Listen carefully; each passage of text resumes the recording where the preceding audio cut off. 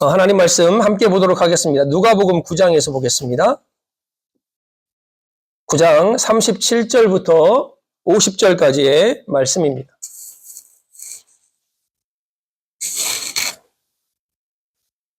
우리 한 절씩 교도하도록 하겠습니다. 제가 37절 읽겠습니다. 이튿날 산에서 내려오시니 큰 무리가 맞을세 우리 중에 한 사람이 소리질러 이르되 선생님이 청하는데 내 아들을 도와주옵소서. 이는 내 외아들이니이다.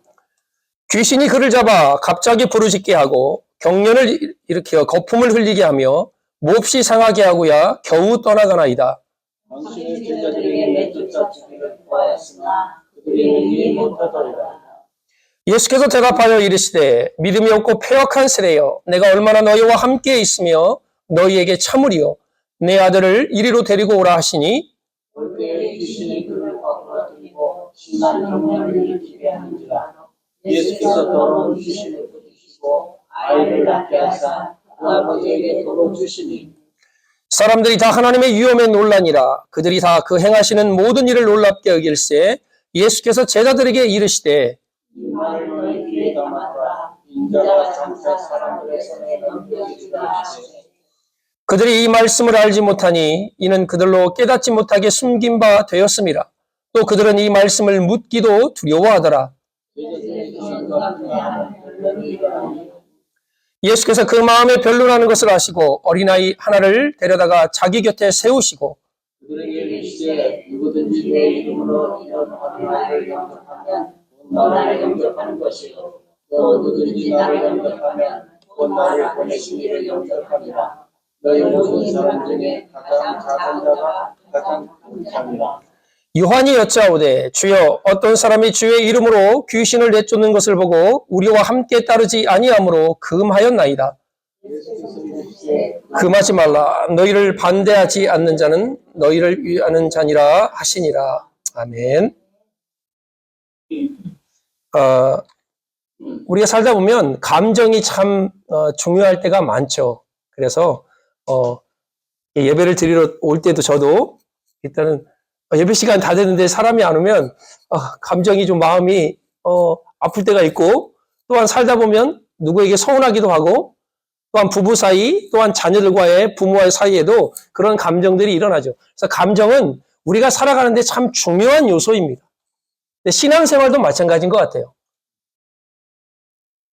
감정에 따라 신앙생활을 하면 안 되지만, 나 기분 좋아? 너 오늘 헌금해. 기분 좋아? 나 오늘 하나님 찬양해. 기분 좋아? 하나님을 뜨겁게 내가 예배해야 되지? 이런 마음은 좋지만 또 나 오늘 기분 나빠. 나 목사님 설교 안 들을래. 나 오늘 예배 드릴 때 그냥 내 마음대로 할래. 이렇게 감정의 기복이 심하면 안 되겠죠. 그러나 감정은 중요합니다. 신앙의 원초적인 요소이기도 합니다. 이 감정이라는 것은.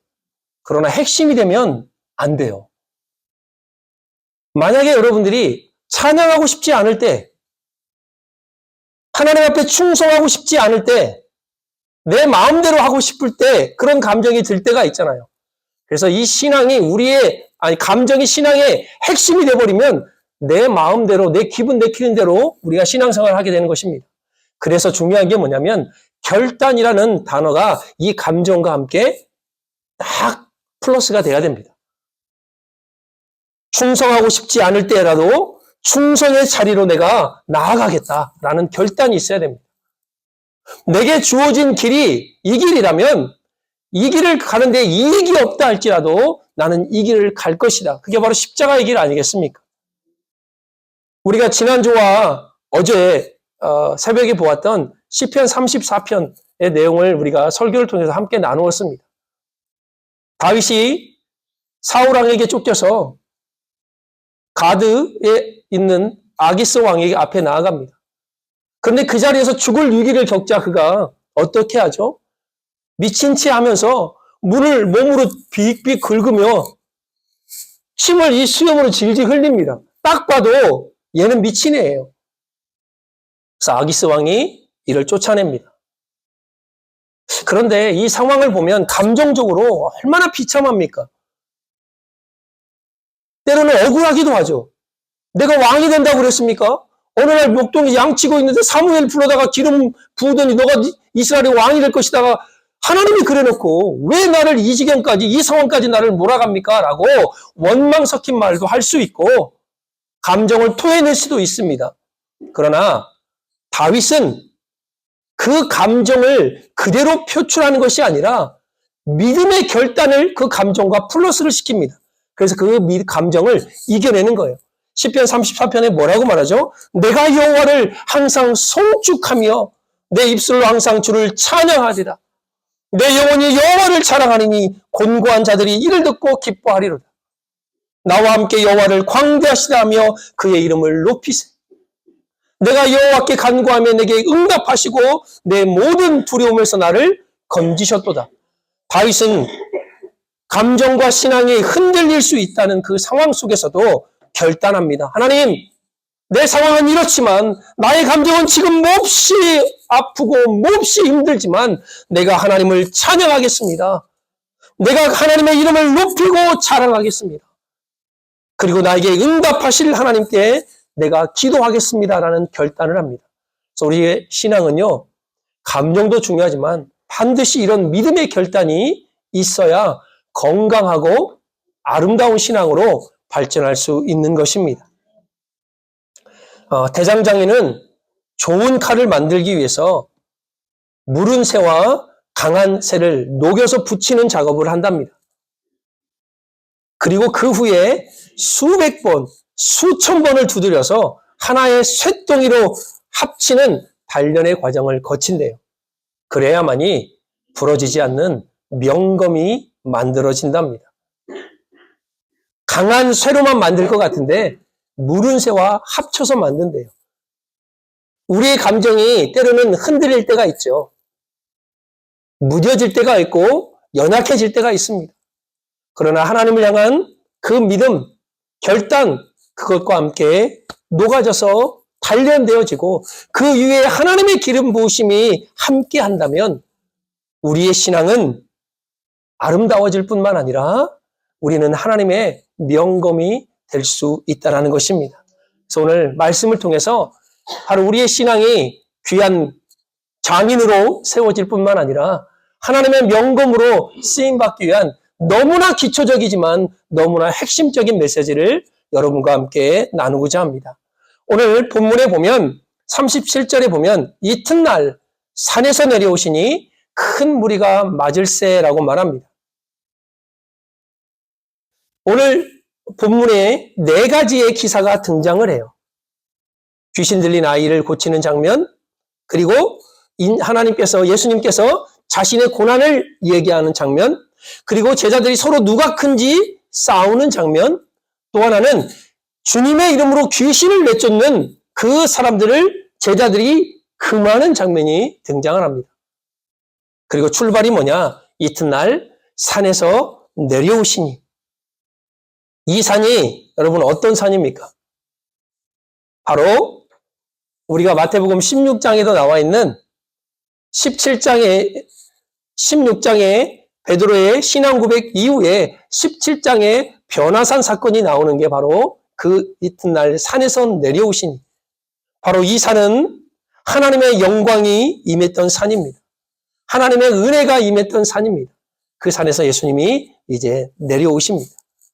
여러분, 이 4가지의 기사를 보면서 우리가 깨달을 게 뭐냐면 하나님 인자의 그 순환, 십자가의 그 은혜, 그리고 하나님 앞에 겸손하지 않으면 어떠한 일이 벌어지는지를 오늘 이 4가지 기사를 통해서 우리에게 보여주고 있는데, 바로 이 사건들이 십자가의 사건과 하나님을 바라보고 예수 그리스도를 바라보지 않으면 바로 우리에게 들어오는 게 바로 인본주의 사상입니다. 여러분, 인본주의는 원래 나쁜 게 아니에요. 인간을 위하고 인간의 행복을 최고로 위하는 게 바로 이 인본주의 사상입니다. 그런데 이 인본주의 사상이 교회 안까지 밀려 들어옵니다.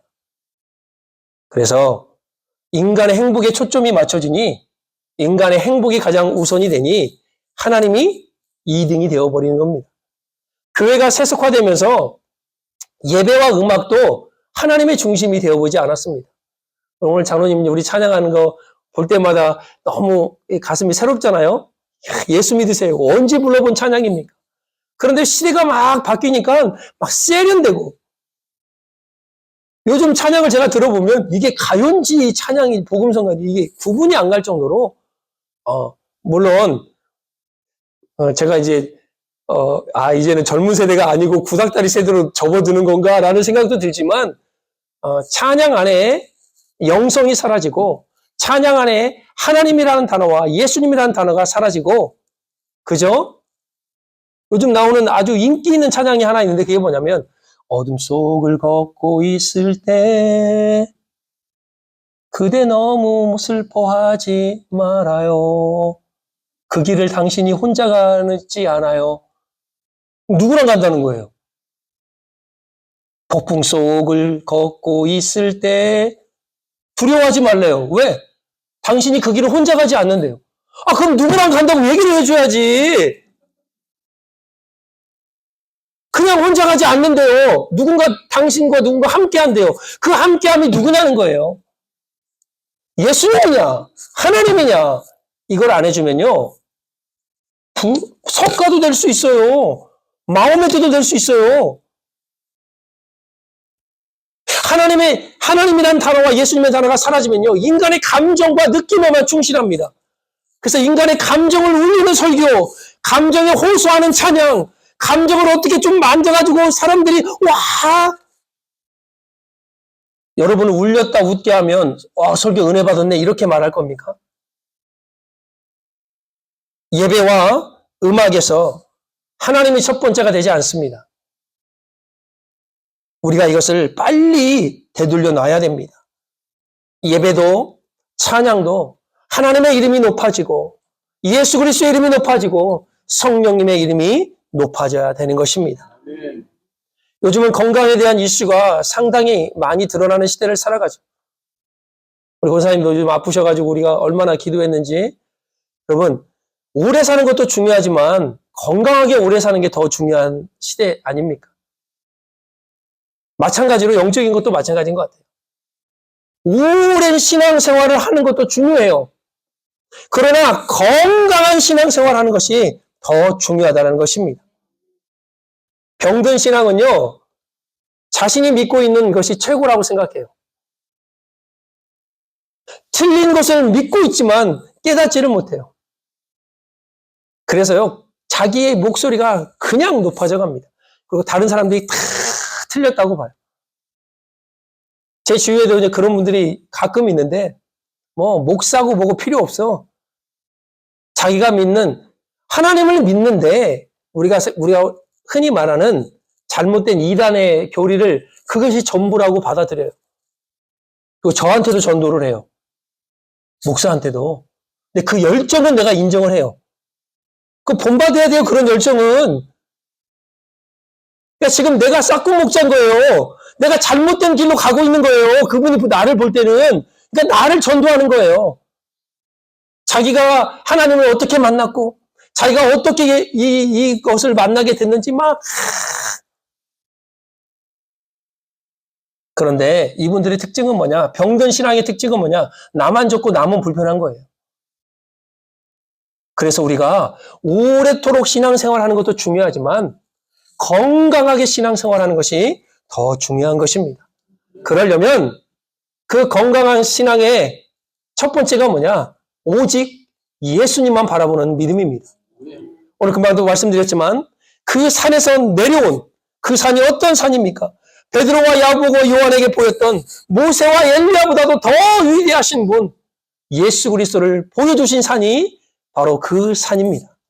하나님께서 그들에게 말합니다. 일어나라. 두려워하지 말라. 그리고 너희는 그의 말을 들으라. 누구의 말을 들어요? 예수님의 말씀을 듣는 것입니다. 여러분, 예수님 말씀을 듣는 순간, 우리가 그 말씀에 귀 기울이는 순간 모든 오해와 이단적인 주장을 물리칠 수 있는 견고한 성이 생기는 것입니다. 왜 우리가 혹 넘어가고 휙 이쪽으로 가고 저쪽으로 가는 그 이유는 예수님을 바라보지 않고 그 예수님의 믿는 믿음이 식어가기 때문입니다. 그 어떤 인물도 예수님과 대체할 수 없습니다. 모세 대단하지 않습니까? 엘리야, 와우! 하늘에서 불이 내린 선지자입니다. 제가 오래전에 설교할 때도 그랬어요. 근데 예수님이 예배 드릴 때 조금만 엉뚱하게 예배 드리고 예수 이상하게 믿고 그냥 엉뚱하게 믿는 사람들 그냥 하나님 그러면 하늘에 불이 내려와가지고 좀 꼬살라 버려야 막 정신 차리고 잘 믿을 텐데 이런 얘기도 제가 오래전에 아주 오래전에 한 적도 있어요. 여러분 그런 능력의 선지자를 제자들이 베드로와 야고보 요한이 보았어요. 모세 이거는 두말할 필요가 없잖아요. 유대인들이 모세를 어떻게 생각하는지.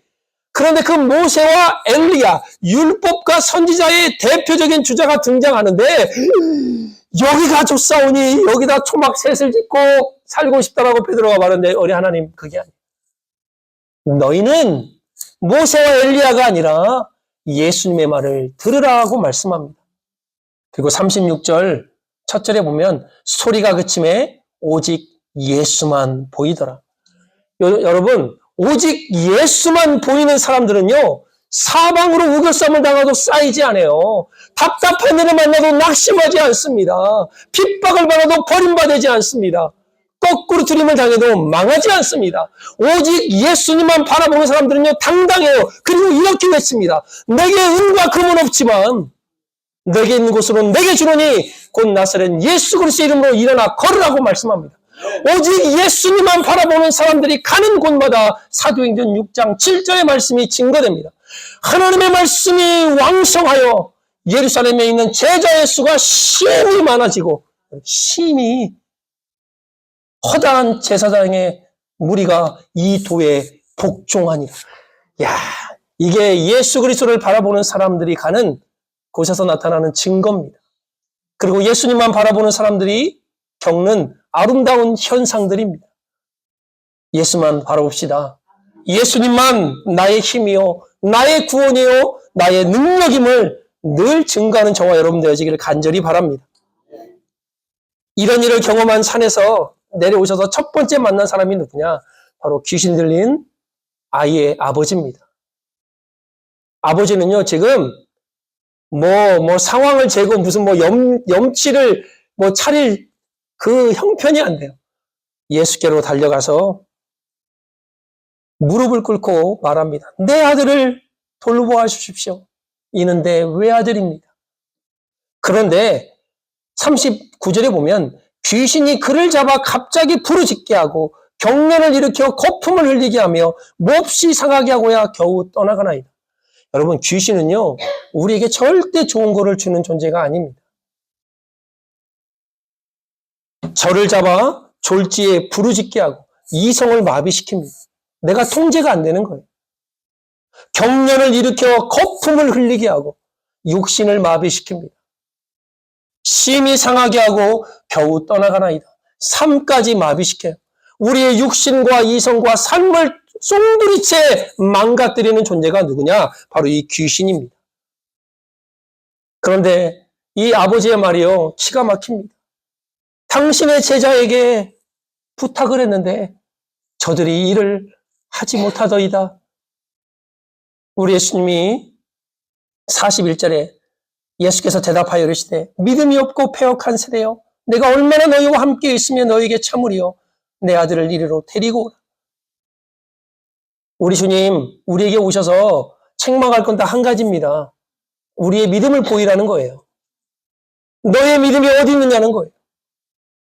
우리 예수님 우리에게 너 어떻게 교회를 헌신했니? 얼마나 헌금했니? 너 얼마나 봉사하고 있니? 이거를 물으시는 게 아니라 너희의 믿음이 어디 있느냐? 우리의 믿음의 현 주소가 지금 어디 있는지를 우리가 빨리 파악을 해야 됩니다. 왜요? 믿음으로 모든 것이 가능케 하기 때문입니다. 예수 그리스도를 의지할 때 그분의 능력을 우리가 힘입을 때 우리는 아까도 말했지만 담대하게 선포할 수 있을 뿐만 아니라 귀신과 싸워 능히 이길 수 있는 힘을 얻게 되는 것입니다. 우리의 신앙의 가장 기초적이면서 핵심이 뭐냐? 바로 예수의 이름입니다. 그분의 이름만이 우리를 구원하시고 그분의 이름만이 귀신의 세력을 무너뜨리고 그분의 이름만이 하나님을 만날 수 있는 길을 여신 오직 예수의 이름이 우리의 신앙의 기초이자 핵심인 것입니다. 두 번째로 건강하고 견고한 신앙생활을 하려면 십자가의 능력을 회복해야 됩니다.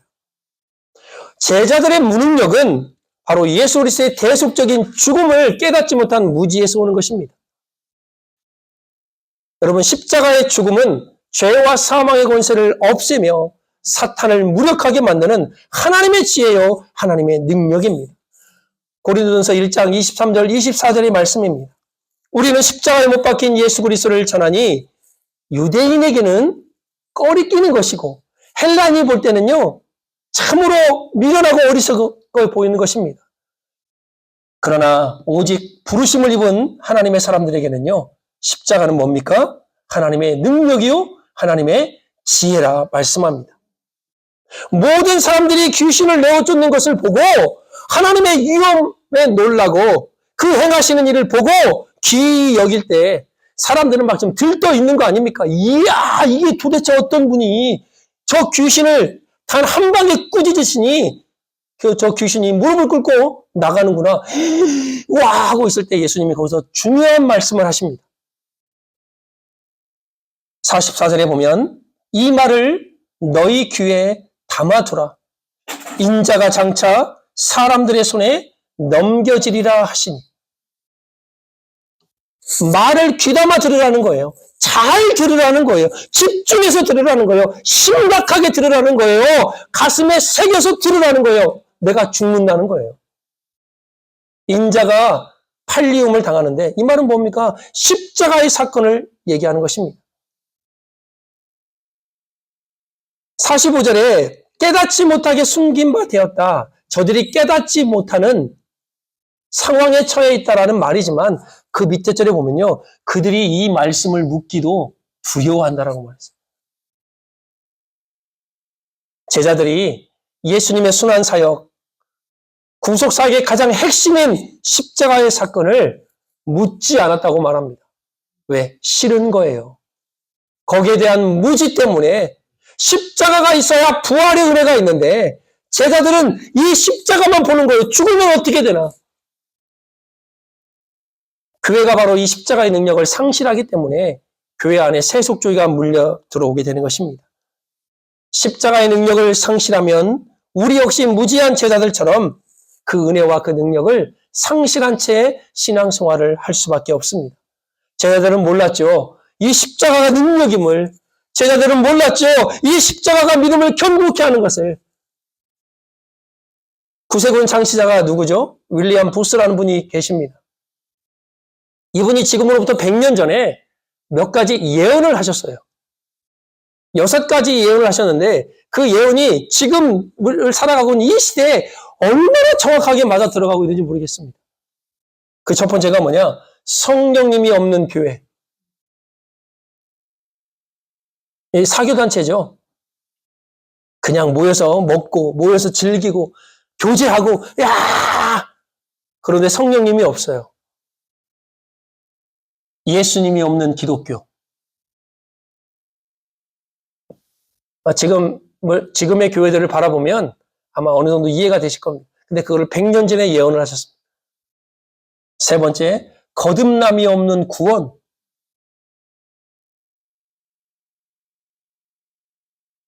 그래서 우리가 가끔 제가 설교할 때도 그렇죠. 하늘나라 그냥 갈 것 같습니까? 라고 제가 질문을 던지는 게 그거예요. 거듭남이 없는데 본인은 구원받았다고 생각해요. 네 번째로, 회개 없는 용서. 우리가요, 베드로가 예수님께 이렇게 질문해요. 마태복음 18장에. 예수님, 죄 지은 사람을 몇 번이나 용서하는 게 맞습니까? 그러니까 예수님이 뭐라고 하죠? 70번, 7번씩 70번이라도, 70번씩 7번이라도. 이게 총 500번 이상. 그러면 숫자적인 개념 아니지만 용서하라는 거예요. 근데 그 구절 바로 밑에 나오는 게 뭐냐? 바로 1만 달란트 빚진 자와 100데나리온 빚진 자의 종의 비유가 나옵니다. 그런데 1만 달란트 빚진 자나 100데나리온 빚진 자는 똑같이 한 행동이 있어요. 그게 뭐냐? 내가 지금 이 빚을 갚지 못합니다. 조금만 참아주십시오. 내가 반드시 갚겠습니다. 그러니 용서를 받는 거예요. 100데나리온 1만 달란트의 은혜를 받고 100데나리온 그 용서를 안 하고 감옥에 쳐놓으니까 어이 너도 들어가. 1만 달란트 다 갚을 때까지 못 나와. 평생 못 나오는 거예요. 회개도 안 했는데 자기의 잘못을 인정도 안 했는데 그냥 용서만 해요? 다섯 번째로 하나님 없는 정치. 제가 강대사에서 정치 얘기는 안 하지만 이번에 그 트럼프 캠프 보니까 주님의 높고 위대하심을 그 캠프 안에서 막 하나님을 찬양하고 또 많은 목사님들이 그를 위해서 기도하는 모습을 보았습니다.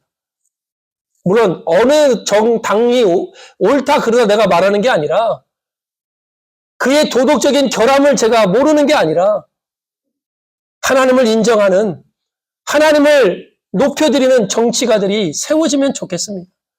하나님이 없는 정치가 지금 이 땅을 뒤덮었습니다. 여섯 번째로 그가 예언한 게 뭐냐? 지옥 없는 천국입니다. 여러분, 천국만 얘기해요. 너무 좋은 곳. 그러나 지옥도 있어요. 이 여섯 가지의 예언이 지금 100년이 지금 지난 이 시대를 살아가는 우리의 신앙 가운데 너무나 정확하게 와닿는 말씀 아닙니까? 제가 여러분의 목사님들 설교를 가끔 들어요. 저도 은혜를 받아야 되니까. 박한수 목사님이라는 분이 계십니다. 이분이 이제 이번에도 차별금지법 반대를 위해서 뭐 국회에서도 대변인처럼 이야기하고 하시는 분인데 가끔 가다가 이제 예배 전에 들어가기 전에 전화가 온다면 이 전화는 상당히 중요한 전화래요. 이렇게 예배 전에 온다는 것은 그러면 받으면 교회를 찾는 사람이나 아니면 뭐 교회에 대한 질문을 하는 사람들이 종종 있는데 한 번은 어떤 분이 상담식으로 전화가 오신 분이 있대요. 그분이 뭐냐면 자기네 교회 목사님 설교가 너무 좋아서 듣다가 그 교회를 이제 정해서 교회를 다니기 시작했답니다. 근데 목사님의 설교를 들으면 너무나 명확하대요. 너무나 명설교를 해요. 논리적이고 합리적이고 귀에 쏙쏙 들어오대요. 그런데 그 설교를 듣고 집에 가고 예배를 드리고 나면 너무나 영적으로 허전하대요. 이게 왜 이럴까? 내가 교만해서 그렇지. 내가 초심을 잃어버린 거야. 그래서 다시금 기도하고 마음을 다잡고 또 예배에 참석해서 예배 가운데 은혜 받고 설교를 듣면 너무 은혜 받고 돌아오는데도 또 영적으로 허전하는 거예요. 그래서 이분이 왜 그럴까?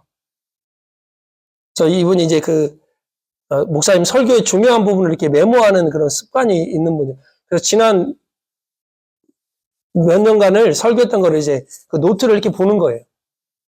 그래서 거기서 답을 이분이 깨달은 거예요. 그 노트에 보니 설교 중에 예수님 얘기가 단 한 번도 없다라는 거예요. 그래서 이거 내가 안 적을 수도 있다라고 생각해서 그 주부터 목사님의 설교를 더 집중했대요. 예수님 얘기가 몇 번이 나오는지. 설교는 너무나 논리적이고 너무나 합리적이고 상식으로 우리에게 충분하게 이해가 가고 너무나 귀에 쏙쏙 들어오는 말씀인데 예수님이 안 나온대요. 그래서 그분이 그런 상담을 하면서 그 교회를 떠나게 됐대요. 그래서 예수님 얘기하는 교회로 그분이 다시 나갔다라는 그런 상담을 했는데 여러분 설교의 핵심은 십자가, 부활, 예수님 이게 바로 설교의 핵심입니다. 이게 빠지면 설교는 설교가 아닌 거예요. 하나님이 왜 이 강대상에서 나를 세웠습니까? 하나님 얘기하고 성령님 얘기하고 예수님 얘기하라고 이곳에 나를 세운 거예요. 세상의 지식은 여러분들이 더 많이 알지 않습니까? 박사만 모이는 어느 교회에서 목사님이 과학적으로 막 설명하고 막 무슨 몸의 유전자 얘기 막 하다가 예배 끝나고 나가면서 어느 그쪽 유전자 공학의 박사가 목사님 성경 얘기만 해주세요. 그쪽 분야는 우리들이 더 잘하니까 그 얘기는 안 하셔도 되고요. 저희는 예수님의 말씀을 들으러 왔습니다. 하나님의 이야기를 들으러 왔습니다. 십자가의 얘기가 사라지고 부활의 얘기가 사라지고 예수님의 얘기가 사라진다면 그것은 더 이상 설교가 아닙니다. 그래서 저는 어떻게 보면 반복적으로 계속해서 지난주하고 좀 비슷한 것 같은데, 지난주하고도 비슷한 것 같은데, 몇 년 전 거하고 비슷한 것 같은데, 비슷할 수밖에 없어요. 왜? 예수님 얘기만 하니까. 십자가 얘기를 더 강조하니까. 이게 바로 우리의 신앙이 건강하고 아름답게 성장하는 비결입니다. 오직 예수, 오직 십자가. 마지막으로 바로 겸손함입니다. 예수님의 꾸짖음과 말씀 속에도 그들은 깨닫지 못합니다. 여러분, 겸손이 사라지면요, 야욕이 드러납니다. 욕심이 생깁니다. 오늘 46절에 보면 제자 중에 누가 크냐 변론이 일어납니다. 근데 예수님이 뭐라 하죠? 어린아이를 데리고 와서 그 아이를 보시면서 가장 어린 자가 큰 자라고 말씀합니다. 십자가는 이해 못하고 예수님도 바라보지 않고 그저 귀신을 내어쫓고 병자를 치료하고 막 인기가 하늘을 찌르니까 어이? 나 영의정, 너 우의정. 야, 누가 클까? 아마 베드로와 야고보, 요한이 제일 크지 않을까? 서로 변론하고 막 다툽니다. 예수님이요, 딱 실물 겨울 어린아이, 이 아이와 같지 않으면 큰 자가 되지 못한다라고 말합니다. 영적으로 무지해지면 십자가의 은혜가 사라지고 오직 예수님을 바라보지 않으면 교회 안에서도 누가 큰지를 가지고 싸움이 일어나요. 이렇게 싸우다가 갈라진 교회가 여럿 있지 않습니까? 내가 세력을 키우려고 그래요, 교회 안에서. 저희도 우리 교단에 노회를 가보면요, 그런 목사님들이 몇 분 계셨어요. 어느 한 무리가, 한 가족이 교회를 다녀요. 이모, 삼촌, 친족이 한 40명이 다녀.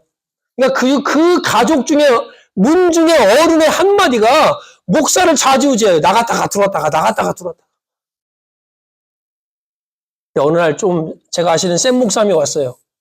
목사님, 제 얘기를 듣지 않으면 저희 다 나갑니다. 할렐루야! 나가세요. 40명이 다 나갔어요. 40명이 나가니 비록 10명밖에 남지 않았지만 목회가 너무 재밌다는 거예요. 예수님이 높아지지 않고 십자가가 드러나지 않기 때문에 자기의 목소리를 내려고 합니다. 교회 안에서. 오늘 제자들이 뭐예요? 예수님은 보지 않고 십자가도 바라보지 않는 그들이요, 누가 큰지를 가지고 이렇게 따지고 있습니다. 여러분, 겸손이 사라지면 욕심과 야욕이 등장합니다. 겸손이 사라지면 자기의 기득권을 내세웁니다. 오늘 49절에 보면 뭐라고 나오죠? 요한이 여짜오되 주여 어떤 사람이 주의 이름으로 귀신을 내쫓는 것을 보고 우리와 함께 따르지 아니하므로 금하였나이다. 이게 말이 됩니까? 여러분, 너무나 대조적이지 않습니까? 귀신들이 아이를 내쫓지 못했던 제자들, 그런데 예수님을 따르지 않지만 예수님의 이름으로 귀신을 내쫓았던 이 사람들, 너무나 대조적이잖아요. 그런데 요한이 뭐라고 그러죠? 귀신을 내어쫓는 그 일에는 관심이 없어. 주님의 이름으로 했는 그 사역에는 관심이 없어요. 우리와 함께 따르지 않으므로 저들을 금하였나이다. 너무나 당당하게 얘기하는 거예요, 요한이. 여러분, 예수님 바라보지 않고 십자가가 사라지는, 그리고 겸손함이 사라지면요, 내 욕심이 드러날 뿐만 아니라 나와 함께 하지 않으면 그들은 잘못됐다라고 금하게 만든다라는 것입니다. 우리는 가끔 우리가 못하는 일을 남이 하면 그를 인정하고 칭찬하기보다는 시기하고 질투할 때가 있죠.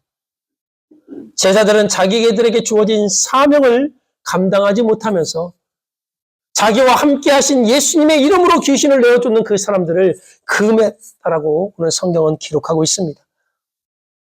믿음도 없고 생각도 바뀌지 않은 제자들, 물론 나중에 성령 받고 바뀌잖아요. 그러나 성령 받지 못하면 우리도 이와 같이 똑같은 모습으로 살아갈 수밖에 없다는 것입니다. 여러분, 건강하고 견고한 신앙생활의 원천은 오직 예수님만 바라보는 것입니다. 두 번째로 십자가의 은혜를 기억하는 것입니다. 세 번째로 낮아짐, 겸손함의 자리로 나아가는 것입니다. 오직 예수의 믿음을 가진 사람, 십자가의 능력을 바라보는 사람, 낮아짐으로 섬기는 사람, 우리 모두가 되어지기를 간절히 소망합니다. 이런 사람이 만약 옆에 있다면 그 사람과 함께 있고 싶지 않겠습니까? 그 사람과 함께 다니고 싶지 않겠습니까? 그러나 저와 여러분들이 그런 사람 되어지기를 간절히 바랍니다. 옆에 분 한번 보시고 우리 그런 사람 되어 보아요. 저와 여러분이 함께함이 행복한 믿음의 사람 되어서 귀한 신앙의 장인뿐만 아니라 하나님의 명검이 되어지기를 우리 주 예수 그리스도의 이름으로 축복합니다. 함께 기도하겠습니다.